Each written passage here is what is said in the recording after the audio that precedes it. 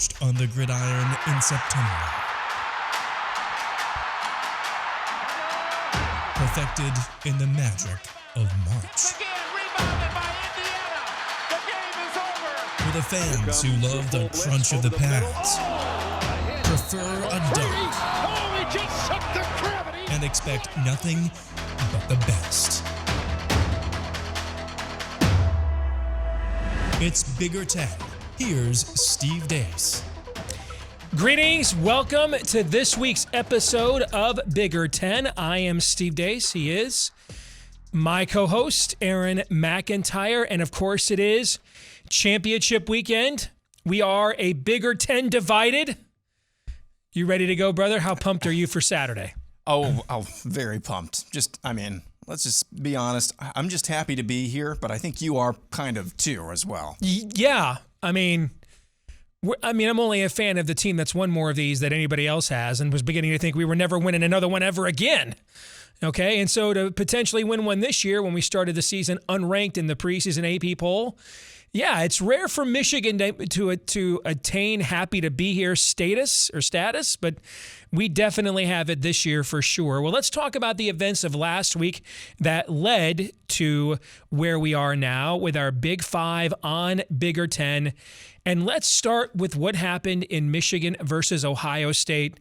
And in many respects, Aaron, we talked a lot about this here on the channel on Michigan podcast earlier this week, or at least I did. So I want to get your take, and I'll just simply add, I don't know how this can be viewed as anything other than at least some form of a redemptive moment for Jim Harbaugh. At this time last year, they were shutting the program down for COVID accusations. They were dunking Ohio State. There was talk that he was looking for a job in the NFL to get out ahead of the posse. Ends up coming back hat in hand. Michigan agrees to bring him back basically only because he's a proud alum. If he had not finished third in the Heisman Trophy balloting here, he'd have been fired last year. And they gave him quite the haircut with that contract. They gave him a lower buyout than the coach at Louisiana Tech had, and cut his salary in half. He reinvented himself, reinvented the staff. A lot of times that doesn't work. Okay, let's face it, almost every time that doesn't work. It worked for Brian Kelly at Notre Dame a few years ago, and that's about it. Most of the time, that's the precursor to you getting crap canned next. And lo and behold, it works out beautifully, and Michigan dominates Ohio State, wins the Big Ten East, and is now playing in Indianapolis, hard to believe, for the very first time for the Big Ten title. So, first of all, I just want to say on Saturday and then throughout the week on this channel, then on Michigan podcast as well, on Twitter, I've seen probably a dozen, 24 comments from Ohio State fans talking about this game. And I have not seen one bellyache yet, which is kind of surprising given what happened. I just think hats off all around are deserved, because I think a lot of the serious Ohio State fans, they're happy this is a rivalry too. And with that picture, as well, that's just emblematic of what happened on Saturday with Juwan Howard and Jim Harbaugh meeting on the field after the game. There's a lot of people in college football who hate Michigan, who can't stand Jim Harbaugh, but couldn't deny that was a really special moment that happened on Saturday afternoon. So that's super cool. And to see Ohio State fans commenting some of the same things, just happy to see you guys win, just happy to, we'll get you next time. Those types of things are really cool. Makes you value the rivalry too a little bit more, at least in my mind. And then for Michigan fans, congratulations. You're no longer Nebraska East anymore in my mind. You're just Michigan, and that's a good thing. Hats off to you. I saw several, yourself included, a good friend of mine who's a Michigan fan, and several comments from people who watched it with their sons, their spouses, their dads, blah, blah, blah, going on and on about shedding a tear after the game. Got a lot of comments like that as well that I've seen, and I'll tell you why. If it was some sort of fluky, crappy win where Ohio State somehow fumbled it multiple times, turned it over multiple times, inopportune turnovers, fluky turnover, something like that, and Michigan somehow pulls it off on a last-second field goal, Michigan fans would have taken that too. Oh, yeah. I definitely think, but the way you did it. Yes. where you just went out there and you were just the better team from start to finish. Yeah.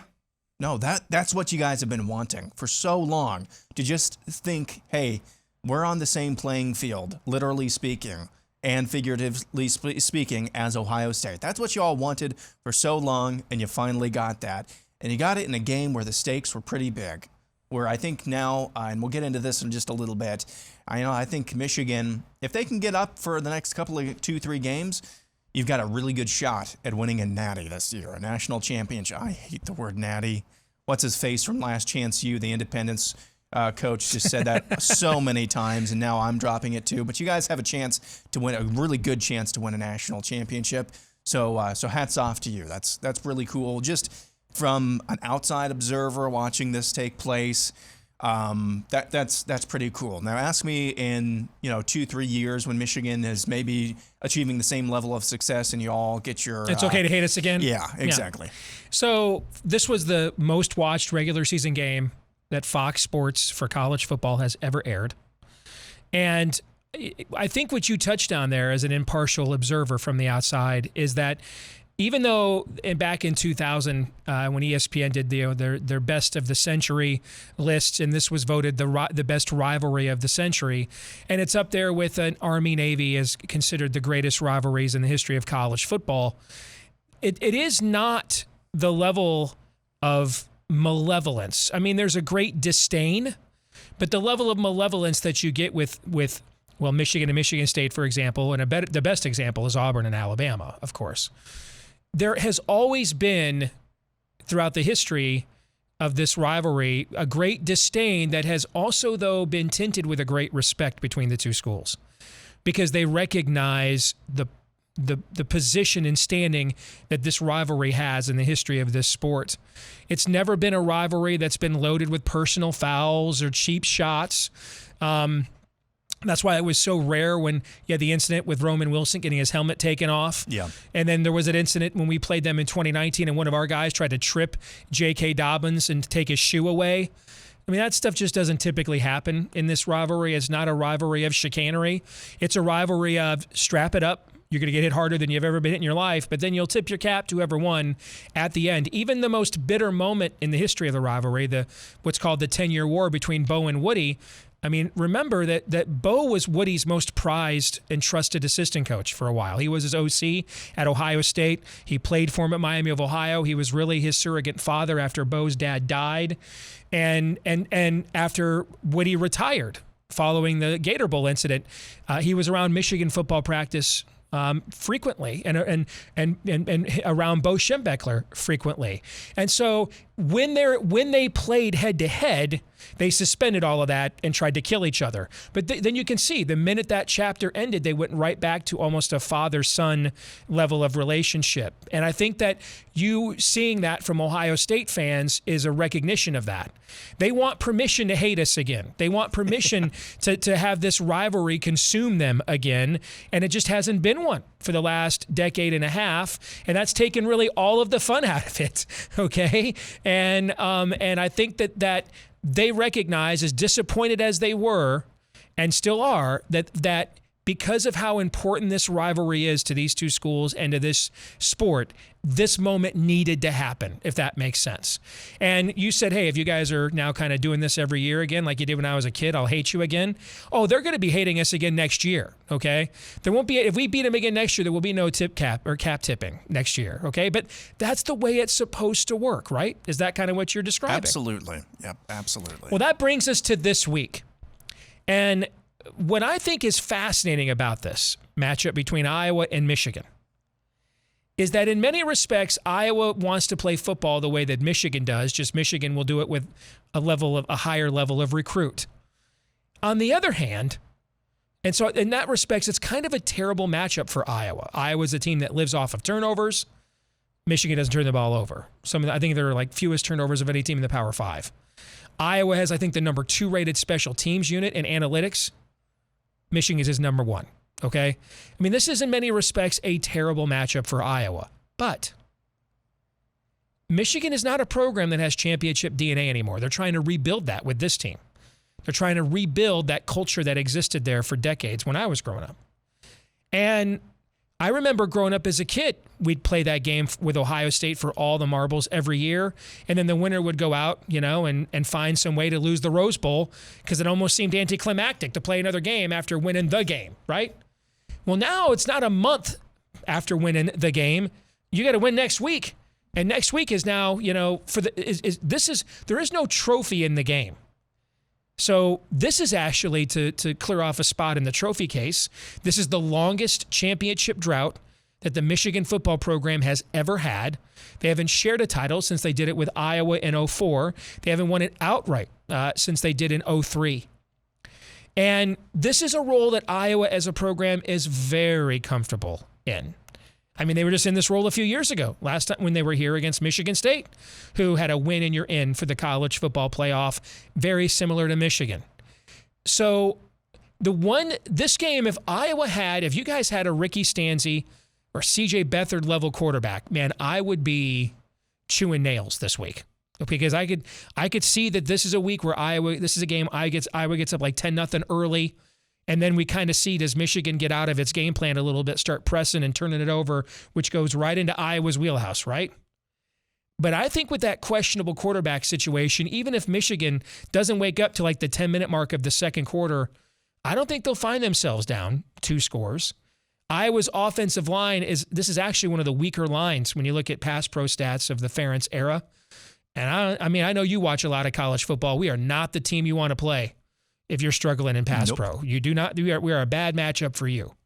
So I do think there will be an emotional hangover here. I don't know how there could not be. I mean, I've never seen a scene like that as a Michigan fan, and I've been one since 1983.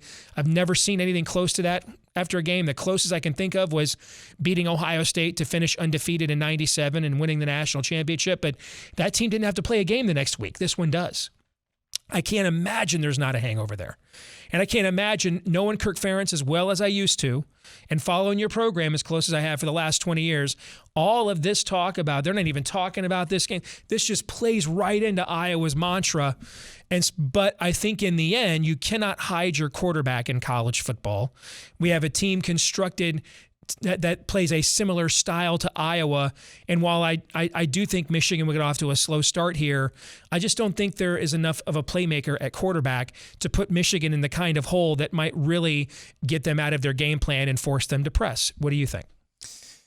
Largely agree with that analysis. Thoughts on Michigan and what you said about Michigan from a big picture standpoint, and then I'll give some thoughts on Iowa. I think Michigan, there's proving grounds, there's turning points, and then there's Rubicons. And I think there was the proving ground with Michigan early on in the season, and it was one particular moment against Wisconsin. The end of the third quarter, jump around starts going on in Madison.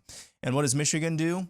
This might be a situation. It's been 20 years since you won there. Might be a situation, don't you think? Yeah. Where they might pucker up. No, instead. I was puckering. Instead, they go down to the students and they start doing jump around with them.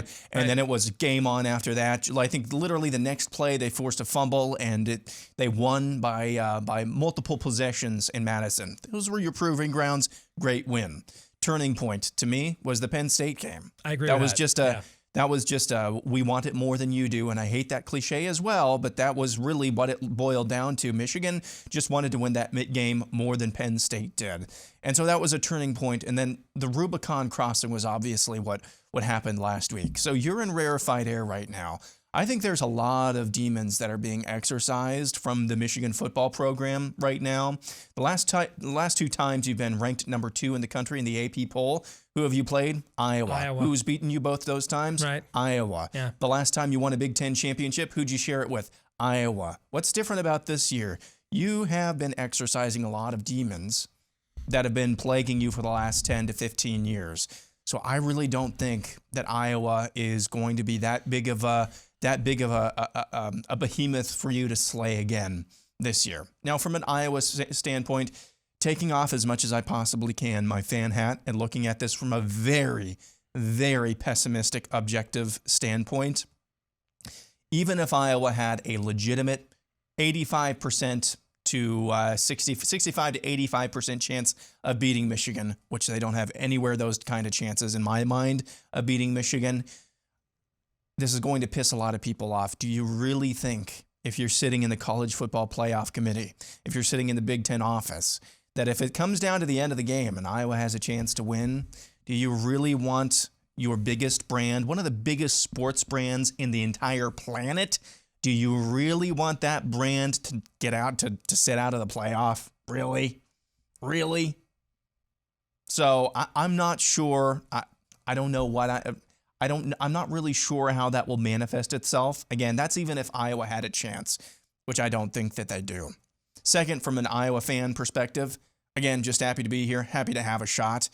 I just want to congratulate Michigan for your college football playoff and national championship berth. Because if you beat Iowa, you're going to the playoff. If you're going to the playoff, you're most likely playing Cincinnati. Cincinnati's no pushover. They're better than Iowa. You're going to have to get up for that game too. But you could have a lot worse matchups to get into the college football national championship than Cincinnati. So, none of these games are going to be easy for Michigan, to say the least. But if you wanted a path to get to the national championship, that's a pretty good path. I think Iowa, the emotional hangover, yes, I agree with that. But like I said, I think Michigan has exercised a lot of demons this year as well. So Iowa, their defense actually has slipped the last half of the season. In overall, defense has slipped. They still find a way to win games, but those were against Northwestern and Illinois and Nebraska and in Minnesota, who just beat Wisconsin, but they really haven't played the caliber of team that Michigan is since Penn State, and that was without Penn State's quarterback. Still got to play the games. I get that. I think if you're Iowa, you want to be in this position, though. You want to be us versus the world. You want to have all the chips on your shoulder. The Big Ten Network for most of the week, as I've seen a few people point out, is Michigan even playing anybody in the Big Ten championship game? You want that smoke, but at the end of the day, unless there's just a huge leap from that offensive line, don't really like Iowa's chances. But then again, the last two times Iowa has been a double-digit underdog, I believe, they have actually won those games outright, I believe, as Chris FLECK noted on Twitter earlier today. So I'm just looking forward to it. I hope it's a good game nonetheless. You just hope both teams have fun and everybody stays healthy. Exactly. As to your conspiracy theory, I don't know. Did anybody watch Bedlam last week? Did you not see that flag thrown on Oklahoma State for clotheslining that receiver in the end zone? That wasn't a pass interference, man. That's a Class C misdemeanor. What went on there? They get together, huddle, call comes in. We don't want Oklahoma. They screwed us. Screw them. Yeah. And suddenly they pick the flag up, and even the on air, the on camera referee consultant was losing his poop on the TV broadcast there on ABC because he knew what was going on. Yep.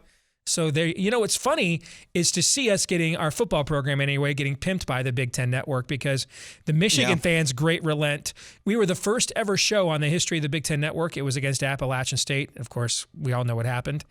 Michigan fan it's our greatest message board lament is, hey, they know we're like their biggest brand, right? All this network does is dunk on us, play classics of games we've lost. So it's kind of funny now to see that all of a sudden they want that you guys people are beginning to notice they are treating us like we are the iconic brand here. But speaking of iconic brands, at the very least, this could end up being what just transpired in the snow in East Lansing, a history-making event in that we may never see another game in Big Ten history ever again with two coaches making this kind of money squaring off. Because the contracts that Mel Tucker and James Franklin just signed last week, I don't even know what to call them. Although modest might be the word now. I mean, looking at what's going on with Lincoln Riley, they're going to buy all his homes at USC, and Brian Kelly, what's he get, like $10 million if he just makes a bowl game or something? All right, but listen, James Franklin is 11-10, Aaron. In the last two seasons overall, he is under 500 in the Big Ten in the last two seasons. I've got an immense amount of respect for Mel Tucker, man. He's kicked our ass his first 2 years here, okay? But he's only been there for 2 years, and this is a 10-year guaranteed deal.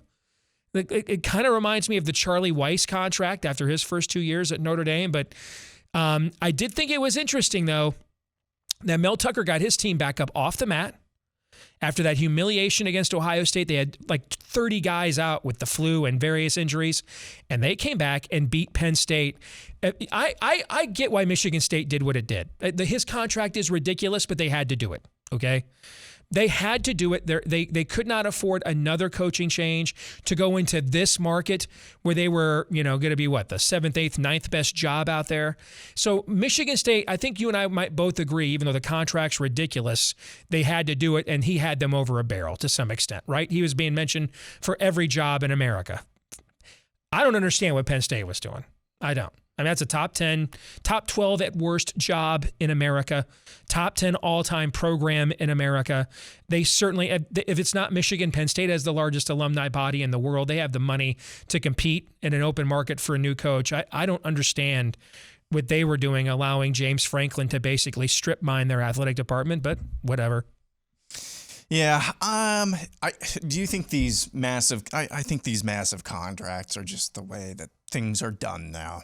It may be. What's hilarious is that what's hilarious. This coaching carousel cycle that we've been through, which is one of the most nuts on cocaine coaching carousels probably of my lifetime, at the very least. What's nuts about all this is who kicked all this off. It was Michigan State and Mel Tucker, if I'm not mistaken, with the really flashy stuff. Mm-hmm. So I just think the contracts and the dollar signs next to the contracts and the contracts themselves don't mean a lick anymore. So the dollar signs you see besides the contracts, that's just the way, it's just normal. It's just normal now. So I don't really get my ire up that much. I mean, it's kind of fun. You talked about Lincoln Riley's. I mean, his family gets to use a private jet.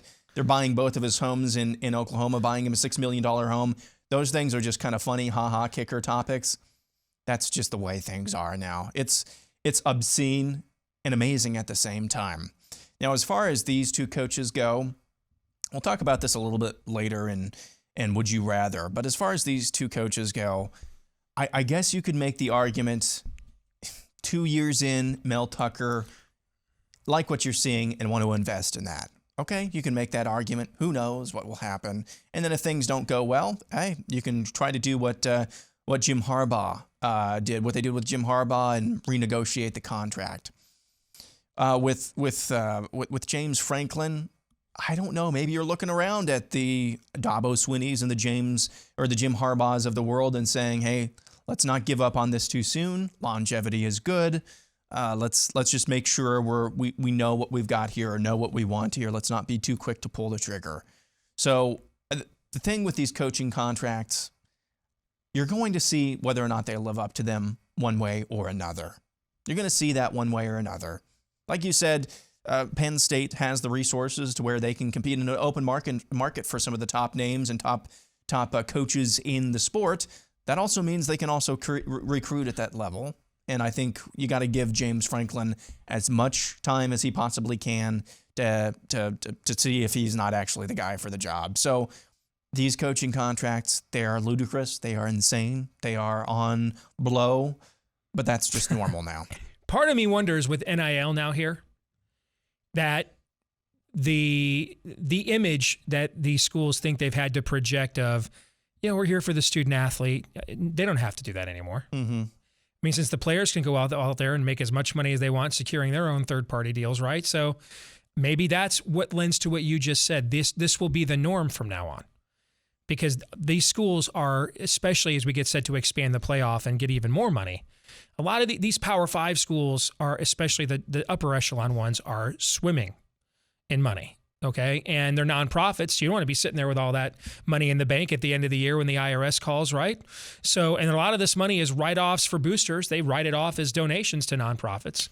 So since the players can now go out there and get their own deals to get paid, we don't have to pretend to be anything other than what we've always been now. So start printing the money. That could be what's going on here as well. Speaking of coaches, though, that we think actually in this case deserve some compliments. None of these three guys were going to win Big Ten Coach of the Year. That's going to go to either Mel Tucker or Jim Harbaugh, and it went to Mel Tucker this week. But three coaches, Aaron, that I think need to be given some helmet stickers, we'll say, for what they did this year. Let's start with Jeff BROHM. He was on the hot seat coming into this year. I think this is only like the 8th season of 8 wins or more that Purdue has had since like 1970. And it's hard for them to get that unless they've got Mark Herman or Drew Brees at quarterback. He did it this year with 3 defensive coordinators, 3 different quarterbacks, before finally settling on Aiden O'Connell, who was outstanding the final month of the year. 8 wins for them. Great bounce back season for Jeff BROHM, reminding us all that he still is one of the brightest offensive minds in the sport. How about PJ Fleck? They did not have a great record, but holding that team together with all the injuries and everything else they had going on with that team, and to still win that axe at the end of the year. And, I know he gets mocked for the shtick and the culture. You saw this year, man, when they're down to 5th string running backs and walk-ons here, and that culture is what persevered and kept that team together after you lose a game like that to say Bowling Green. So props to him. And you know what? Props to Mike Locksley. All right. Yes, you have the worst record of all time heading into this year of college head coaches. But to get to bowl eligibility, that's another team that had a bunch of injuries. To get to bowl eligibility in arguably the most difficult division in college football, I mean, he gets some props for that too. So your thoughts on that little trio there? So we talked about in the offseason whether or not Jeff BROHM was going to be on the hot seat. He's not on the hot seat anymore. He proved once again he can coach. And as you noted as well, 3 defensive coordinators, 3 different quarterbacks aside, he was able to win. He was able to win that many games and knock off a couple of highly top 5 rated teams in the process. So he's not on any hot seat right now. I don't really know where Purdue goes from here other than knowing that you're in a weaker division and knowing that if you win 9 games a year, that you're at least going to be sitting around the last couple of weeks knowing that you have a shot to make it to Indianapolis. I think more consistency from the defense is probably going to be called for, but you know what? That's pretty good for Purdue, given the last couple of seasons where we thought, hey, they could be, in some respects, their offense could be world-beating, but just getting to that mark is a good thing. PJ Fleck, I want to talk about him last, and Mike Locksley. I honestly just thought, I'm sorry, I haven't looked at Maryland's record for a while. I just know that they lost a few games that were by very large margins. I hadn't looked at their record. I had no idea until you mentioned it last week on the show that they were actually playing for bowl eligibility. Guys, he's already established. And the opponent that he did it against, yeah, Rutgers is, if you look at them on paper, not very good. But they're still building a program. They've got some momentum. You're already established, Mike Locksley. How do you get your guys up for a game like that? He figured out a way to, so props to him for doing so. And along those lines as well, PJ Fleck. You have a rival who has by and large owned you for the last 10 years or so. You already had a win against them, yeah. But overall, this season, what kind of a different bowl game are you going to go to? Minnesota? You could get out of, I guess, Detroit, but you probably weren't going to go there anyway. What do you do to get your team up for a game like that, up to the point where you actually have a legitimate shot at beating them? And it wasn't just a type of game that they kind of got lucky towards the end. I guess one factor is that they Wisconsin went back to Graham Mertz a bunch. I watched that game. I don't understand why they were flinging the ball over the field there. Well, I'll tell you why. It's because they were able to slow down Wisconsin's running game for the most part. They were able to shut that down for the most part. How you get your guys up for that, as you mentioned, when you're down to your 55th string running back, that's a heck of a job, especially at the end of the season. So PJ Fleck among those 3, I would say that's probably the biggest tip of the cap because to use another cliche, that's the word of the day here, that gives you really something to build on, not only going into the bowl game, but going to next year as well. And they've got Tanner Morgan coming back for that extra COVID year he's announced. Now, statistically, he's been awful this year. However, he's also won more games than any quarterback wearing a Minnesota uniform ever. And if you start looking, Muhammad Ibrahim's already announced he's going to come back. they might be the favorites in the West next year. Mm-hmm. They have a ton coming back, a lot of momentum when you close the season like that against Wisconsin. That's what happened 3 years ago. Remember, they had that upset against Wisconsin in Madison. All those guys came back, and that was an 11-win team. So there's somebody to watch out for next year. But let's wrap up one more thing for this year. We have put out there our all Big Ten teams as voted on by yours truly. But Aaron, you're welcome to veto any of these selections if you want. This is our all Big Ten offense. Of course, C.J. Stroud, the quarterback, Kenneth Walker, Hassan Haskins at tailback. I went with 3 receivers instead of a tight end because I just think these 3 guys had to be first team all Big Ten. And this doesn't even include Chris Olave on the team, by the way. And then you look at the offensive line: Linderbaum, Bruss at Wisconsin, Vastardis at Michigan. I know Stuber made the official team, but I'm just telling you as a Michigan fan, our best offensive lineman this year was the former walk-on Andrew Vastardis. He was phenomenal. Connor Olson, who's going to end up being the winningest player in Big Ten football history. And then Nicholas Petit-Frere, the former huge recruit for Ohio State, realized his potential this year. He's probably going to be a first-round pick. Any thoughts on that team really quick? No, really. I would have loved to have seen, though, what some of those Maryland wide receivers could have done had they not gotten injured. Right. That would have been interesting to see how they shaped up towards the end. On the defensive side of the ball, all 4 of our defensive linemen are all edges.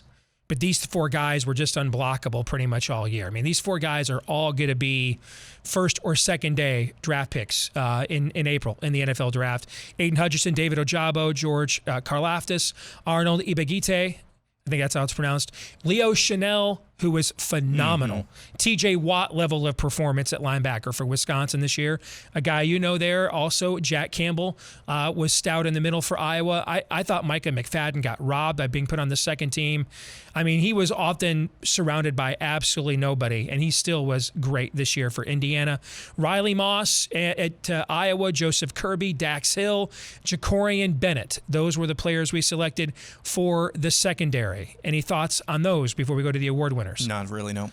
And on special teams. So I couldn't figure out what to do because Michigan and Iowa each had the top 2 kickers and the top 2 returners. So Bryce Behringer was statistically the best punter in the league, so I gave him the punter. I just split the difference, gave Michigan the kicker and Iowa the kick returner. I guess I could have flipped it and put Shudek as the kicker and A.J. Henning as the returner, but what do you think? The only problem, we can argue about the punter. That's the most Iowa fan thing to do. I would have given it to Torrey Taylor because he was seriously more valuable, I think, to Iowa than Michigan State's Behringer was to Michigan Punting State. is winning Exactly. for Kirk Ferentz. Exactly. Yes, that is true. Offensive player of the year, I went with Kenneth Walker. Still put up 1,600 yards and, a million touchdowns. Defensive player of the year, I think this one was pretty obvious. Aiden Hutchinson, if he has any kind of game like this again this week, he's going to be in New York for the Heisman next week.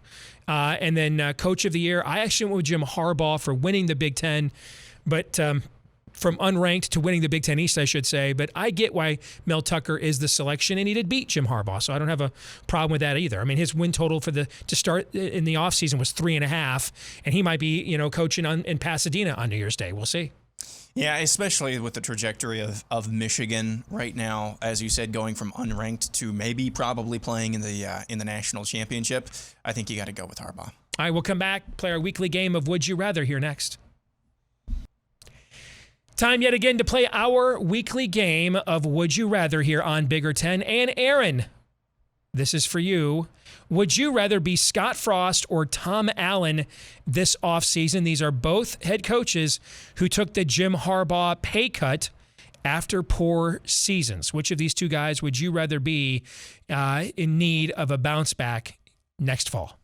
I would rather be Tom Allen. I really would, because I think one program has a culture and one does not. The program with the culture was just plagued by injuries this year, and it's unfortunate for Indiana. A lot of people had big expectations for them, and they just fell about as flat as you can fall given those expectations. But in a season where things go a little bit better for you on the injury front and you get a few more breaks here and there, I think you have the culture. If you're in the fourth quarter and you need a score some way or a stop, I think you have a culture that you've instilled a culture at least enough there that you know how to win. Nebraska, do I need to say any more? And now you have Adrian Martinez, who's been that whole program the last few years. He is in the transfer portal as we speak. That was just announced earlier today. So yikes. Yikes indeed. This one's for you. Would you rather take an side, not a total, of Georgia minus 13.5 or Michigan minus 17.5? I think I'd rather take the alternate total of Georgia minus 13.5. And the reason why, even though I have a lot of respect for Alabama, but when you look at common opponents this year, Alabama played, if you look at the way they've played, for example, against Arkansas put up 35 on them. I think Arkansas got 35 yards against Georgia. Okay. All right. Yeah. I mean, they have struggled with unranked teams several weeks in a row. Because I also think that there is going to be a slow start for Michigan on Saturday night. I can't imagine a scenario where they're like up 14-0 in the first quarter unless Iowa has a couple of meltdowns that sets Michigan up with short fields, because they just haven't been in this situation. And Ohio State started off slow against Northwestern last year, slow against Wisconsin the year before. I could definitely see there being an emotional letdown here, and so I think I'd rather go with Georgia. And because I also, that the right side of Alabama's offensive line is not very good, and I'd be concerned about that too. But it's a tough call. All right, for you, would you rather be the AD at Penn State or Michigan State? As in, which one is most likely going to be able to justify those ridiculous contracts we just talked about for those football coaches, say 3 years from now? That changes I was going to say you didn't specify a time frame. That changes the calculation a little bit. But my answer is still the same. In this particular instance, like 2.5, 3 years from now, I would say Mel Tucker. Mm-hmm. Because you can still say, well, he's only been here for 5 years. This is the first full recruiting class that he's had. Yeah. You see the direction I'm going. Yeah. Whereas if we still kind of get in the smushy middle with James Franklin, that contract becomes a lot harder to justify. Whereas the newness or relative newness in 3 years with Mel Tucker, you don't really have that to fall back on. Hey, James Franklin was preseason top 10 last year. Started 0-5. That's never happened in the history of the AP poll. I believe they were preseason top 10 this year. I think they were like 10th or something. And they went 7-5. I mean, if Mel Tucker averages 7 wins a year the next 3 years, and it's because 1 year they won 9 games and the other year they won 5, but they beat Michigan one more time. Is anybody at Michigan State complaining? Nope. But if they average only 9 wins a year, or 7 wins a year the next 3 years at Penn State, anybody at Penn State complaining?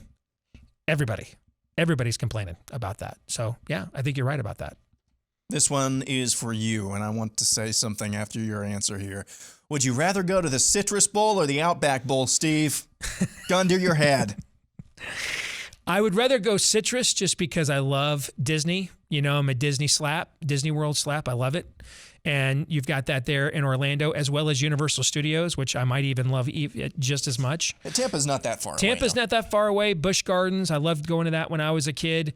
You've got the Bloomin' Onion in the press box. Don't forget about that. But they're both good bowl destinations. As a Michigan fan, we've gone to too many of those. Once every 4 years is nice when you're kind of having a cycle down year. But if I had to choose, I would choose Orlando over Tampa. The reason I ask this, I've seen this take. Now, it's not ubiquitous by any means, but I've seen this take. If I saw this take one time, it'd be one time too many, but I've seen it like 3 or 4 times now from random Iowa fans saying, wouldn't it have been better if we wouldn't have made the Big Ten championship games where we're probably going to get our butts kicked, because then it would mean we could go to a better bowl game. You're too dumb to live. Delete your fandom. You don't ever turn down a chance to win a championship. Ever turn down. And guys, I think we've probably got a better chance against Michigan than we would have against Ohio State. You still want that chance to slay Goliath, though. That's such a dumb take. It's not ubiquitous, so I don't want to paint all Iowa fans as thinking this way. but I've seen this way too many times. As I said, if I saw it one time, I saw it way too many times. You weren't probably going to go to the Citrus Bowl anyway. So just the bowl games really don't matter that much anyway. So you want your chance at actually something that's meaningful, which is a conference title. I give you about a 30% chance on Saturday night. That would be higher than what I would give it.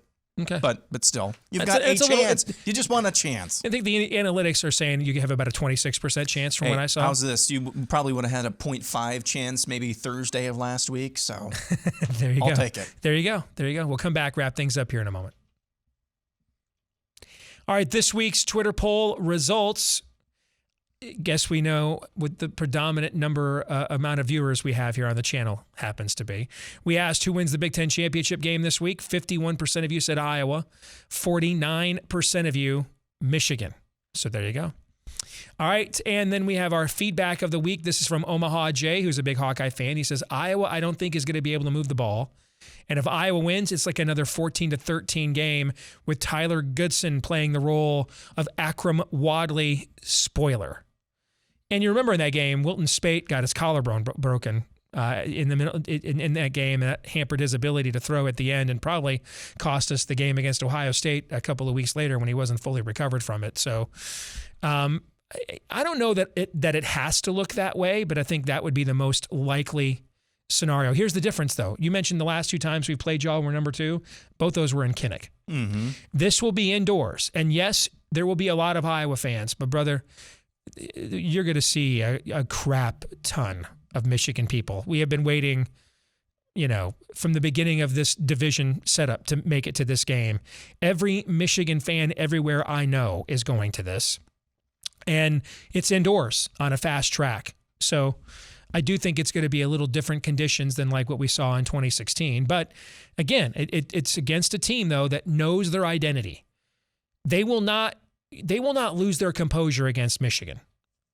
They're not going to get flustered here. I mean, Michigan's going to have to go out there and execute against a program that also has a very strong and more resolute culture, the kind of culture that Michigan is trying to reinstill here with this year's team. All right, you have any final thoughts? Yeah, I would just say, Tyler Goodson's not the same type of back that Akram was either. I really think what it's going to come down to is whether or not Iowa has found some area of Michigan's defense that is exploitable, and whether or not Brian Ferentz is able to repeatedly and consistently exploit that. Because, I think Iowa, even their defense, I think their defense is capable of holding Michigan under like 27 points, maybe. I could see 24-14 or something like that. But whether or not Iowa's actually going to be able to score and put a long drive together at some point, that's a totally different thing. That'll do it. I guess we'll be here next week to break it all down right here on the channel on Bigger Ten. That'll do it for this week's episode. Next week, we will have a Big Ten champion. By the way, props to the Big Ten for bouncing back in the Big Ten ACC Challenge after we got our rear ends kicked against the Big East. Now, we tried to blow that massive lead the last night of the challenge, but Wisconsin saved us and bailed us out. So we did get at least a little bit of our basketball respect street cred back. We'll have more basketball talk as we get further into the winter time. But next week, it'll be all about who's the champion and then what are the bowl slots and did we put a team in the playoff. We'll break it all down right here on Bigger Ten. Until then, follow us on Twitter at Bigger Ten. Don't forget to like, rate, subscribe, 5-star review, follow, whichever is the case and applies, and however you watch or listen, whether it's YouTube or iTunes, each and every week. Until the next time, for Aaron McIntyre, I'm Steve Deace. We'll see you then.